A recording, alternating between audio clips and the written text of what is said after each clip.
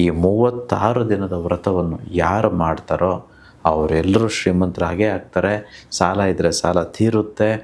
ಲಿಟಿಗೇಷನ್ಸು, court cases ಅದು ಇದು ಇದ್ದರೆ ಅದು ಸರಿ ಹೋಗುತ್ತೆ. ಇದೆಲ್ಲವೂ ಆಗುತ್ತೆ. ಸೊ ದಯವಿಟ್ಟು ಎಲ್ಲರೂ ಮಾಡಲೇಬೇಕು. ಸಾಕು ಇಷ್ಟು ದಿನ ಹೊಸ ವರ್ಷ ಬಂದು ಹೋಗಿದ್ದು. At least this year be our year, the way we expect it to be. ಮೂರನೇ ವಿಶೇಷತೆ, ಉಚಿತ ಶ್ರೀ ಕುಬೇರ ಯಂತ್ರ. ಇದೆಲ್ಲರೂ ಮನೆಗಳಲ್ಲಿ ಇಟ್ಕೋಬೇಕು.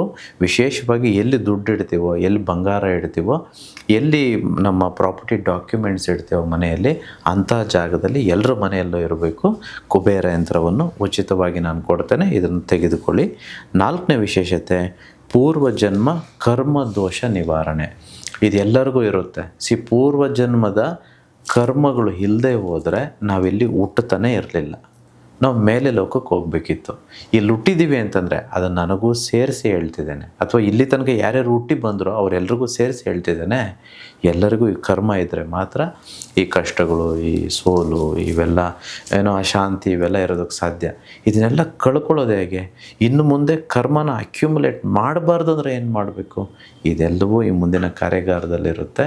ಸೊ ದಯವಿಟ್ಟು ಕಲ್ತ್ಕೊಳ್ಳಿ, ದಯವಿಟ್ಟು ಅಳವಡಿಸ್ಕೊಳ್ಳಿ, ದಯವಿಟ್ಟು ಮಾಡಲೇಬೇಕು. ಸೊ ಹೊಸ ವರ್ಷಕ್ಕೆ ಇದು ಗಿಫ್ಟ್ ಆಗಿರಲಿ.